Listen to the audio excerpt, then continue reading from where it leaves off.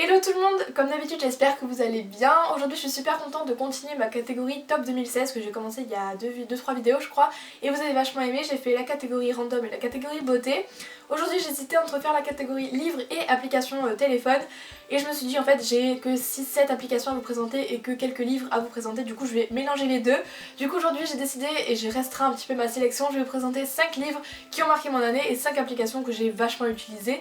Donc c'est parti, on va commencer par les livres. Donc j'ai sélectionné 5 livres un petit peu au hasard parmi tous ceux que j'avais lus en 2016 parce que j'en ai aimé vachement, mais et puis il y en a que j'ai pas encore fini, etc. Du coup voilà. Et je viens de me rendre compte à l'instant en les prenant de mes mains que c'était tous des livres généralement basés sur une histoire d'amour. Donc voilà, désolé les garçons, mais là ça va être pas mal d'amour, mais bon. Moi ça m'a vachement plu, il y en a vachement qui ont été émouvants, etc. Donc je vais vous dire vite fait les résumés et puis ce que j'en ai pensé. Le premier que j'ai sélectionné c'est Nos étoiles contraires de John Green. Je l'avais déjà lu il y a quand je l'avais reçu à Noël, il y a 2 ans je crois, et puis je l'ai relu cet été parce que je sais pas, j'avais envie d'un livre un petit peu marquant, etc. Puis je l'ai commencé un soir et au final je l'ai relu en entier. Du coup je pense que vous connaissez l'histoire, il y a eu le film aussi qui est sorti qui était aussi super émouvant. Du coup je vais pas vraiment vous expliquer le résumé, je pense que l'histoire de Nos étoiles contraires vous la connaissez. Puis au pire je vous mettrai les résumés des 5 livres dans la barre d'infos, comme ça si vous avez envie de creuser un petit peu ou même de les acheter, je vous mettrai tout en barre d'infos. Je vais juste vous lire un petit avis qu'il y a derrière.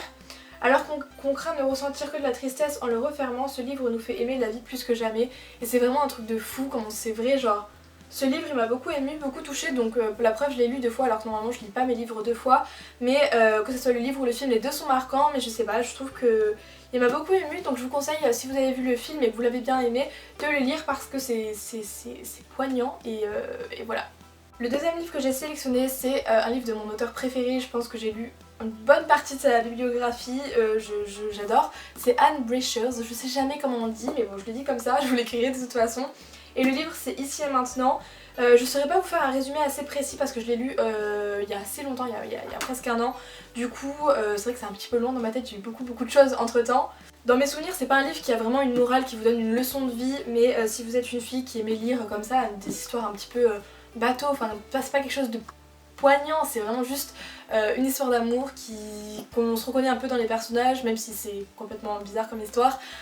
Enfin bref, je vous le recommande vraiment et en plus cet auteur est génial, donc si vous aimez les livres pour filles on va dire, je vous recommande vraiment tout ce qu'elle a écrit, je les ai presque tous lus et j'adore. Ok, donc je crois que j'ai pas été très originale sur les auteurs parce que le troisième livre que j'ai sélectionné c'était encore de John Green, donc le même auteur que Nos étoiles contraires. Et ce livre là c'est Qui es-tu Alaska. Ce livre il m'a fait pleurer comme rarement un livre m'avait fait pleurer je crois. Vraiment je l'ai lu en plus, j'étais à la plage, c'était en avril là, j'étais en vacances et je l'ai lu comme ça parce que je savais que c'était en gros l'histoire d'un groupe d'ados de mon âge. Et au final je me suis mise à chialer sur la plage. Donc là pour une fois je vais vous lire ce qu'il y a écrit derrière parce que je trouve ça assez passionnant. Donc c'est Miles qui a 16 ans, qui n'a pas l'impression d'avoir vécu. Assoiffé d'expérience, il quitte le cocon familial pour le campus universitaire. Ce sera le lieu de tous les possibles, de toutes les premières fois. Et de sa rencontre avec Alaska, la troublante, l'insaisissable Alaska Young, insoumise et fascinante. Amitié forte, amour, transgression, quête de sens, un roman qui fait rire et fond dans l'arbre quelques instants après. Je crois que ce qui m'a le plus marqué quand même c'est que en fait j'ai lu ce livre, j'ai 19 ans et les personnages à l'intérieur ont 16, donc je me dis que c'est pas si loin de ça, enfin c'est moi il y a quelques années quoi. Et du coup je me reconnaissais vraiment dans ça, les amitiés, les jeux, les passions qu'ils avaient, les liens, les discussions, les scènes, je me reconnaissais vraiment moi, je m'identifiais même avec mes potes de la vraie vie. Et c'est vrai que du coup vu ce qui se passe à l'intérieur, je veux pas vous spoiler si jamais vous voulez lire, mais vu ce qui se passe, vu ce qu'il arrive, je me suis imaginé moi en fait, je me suis imaginé que ça m'arrivait avec mes potes, ma famille, et c'était juste horrible, c'est pour ça que j'ai pleuré au plein milieu de la plage. Mais vraiment il est passionnant encore une fois, du coup je vous le recommande, c'est Qui es-tu Alaska et je crois qu'il y avait même un film. Je suis pas sûre mais je crois qu'il y avait un film ou qu'il va y avoir un film, un truc comme ça. Et enfin pour continuer dans ma non-originalité niveau auteur, j'ai sélectionné 2 Musso. Je trouve que c'est des livres super faciles à lire, pas forcément dans l'histoire mais dans la façon d'écrire en fait c'est assez fluide et ça se lit très vite. Je les ai lus en quelques jours chacun. Donc il y a d'abord Que serais-je sans toi que j'avais lu avant. Donc ce livre là si je me souviens bien c'est un homme qui est policier et qui se met à fond dans son travail pour oublier une rupture amoureuse, donc il se met à fond dans son travail et voilà. Il poursuit un voleur de tableaux, un truc comme ça, enfin un voleur d'art. Et il le voyage dans le monde, il se retrouve à San Francisco il me semble, et d'ailleurs j'avais adoré parce que je connaissais un petit peu les lieux à San Francisco dont il parlait, donc j'aimais trop ça. Et je crois qu'à San Francisco il retrouve son amour de jeunesse, je vais vous dire d'ailleurs, oui c'est écrit derrière, ce qu'il apprend alors le sidère, Gabriel, donc son amour de jeunesse, n'est autre que la fille de son ami juré, donc le voleur. Donc c'est pas du spoil, hein, c'est vraiment le début de l'histoire et après il y a tout ce qui se passe à San Francisco. Du coup c'est vraiment passionnant aussi, peut-être un petit peu moins marquant, un petit peu moins émouvant que les autres que je vous ai présentés avant, mais je l'ai adoré celui-là aussi.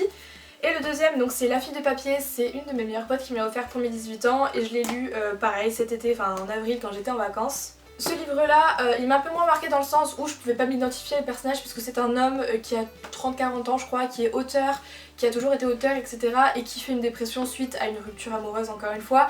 Et pourquoi La fille de papier? Parce que va y avoir une personne qui arrive dans sa vie et qui provient en fait de ses romans. Je sais pas vraiment comment vous expliquer, donc c'est une histoire assez bizarre, donc c'est vrai qu'on ne peut pas s'identifier au personnage, c'est le point pour lequel il est moins marquant que les autres, mais je l'ai quand même beaucoup adoré et si vous aimez bien l'écriture de Musso, c'est un que je vous conseille, même si je crois que je les aime tous, celui-là particulièrement. Voilà, donc maintenant qu'on a bien parlé lecture, rupture amoureuse, relations, etc., amitié, puis beaucoup de pleurs dans ces livres que j'ai sélectionnés, je sais pas pourquoi.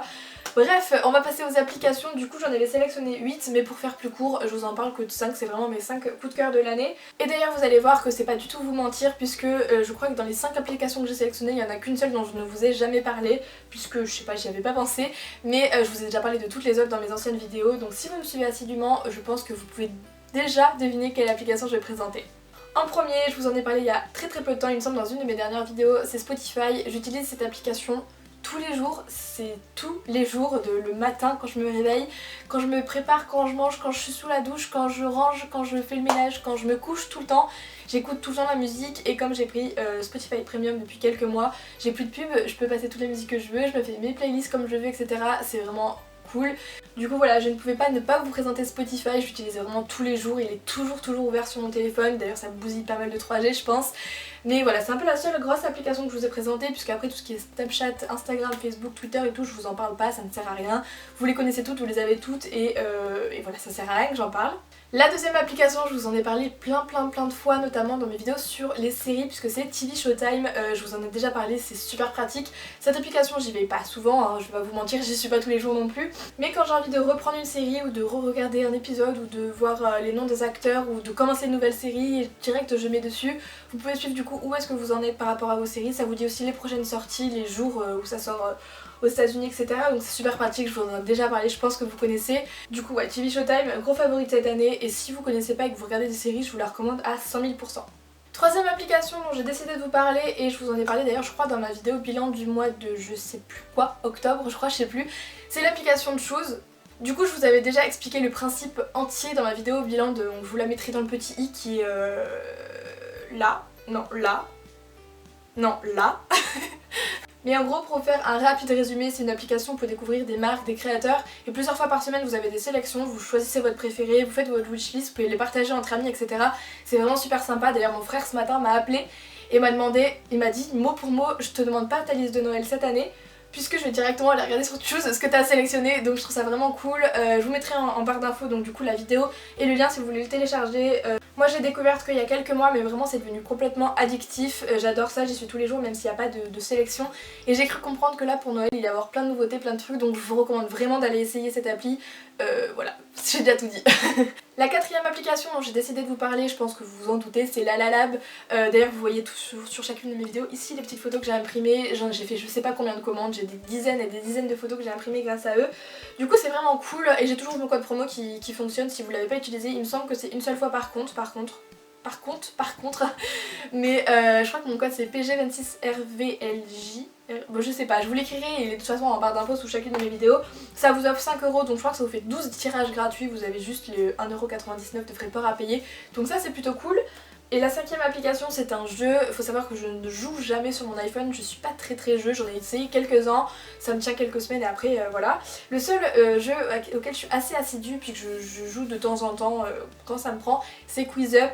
Je trouve ça génial parce que c'est pas forcément bête en fait, c'est pas un jeu où tu dois manger des pièces, envoyer des boules de toutes les couleurs ou quoi, il y a des vraies questions.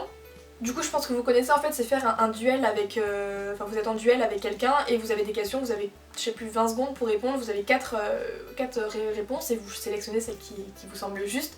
Donc moi ce que j'aime bien c'est que je peux faire des thèmes complètement différents, je peux faire des thèmes super drôles comme sur YouTube ou sur les trucs ou quoi, quelque chose qui me divertit.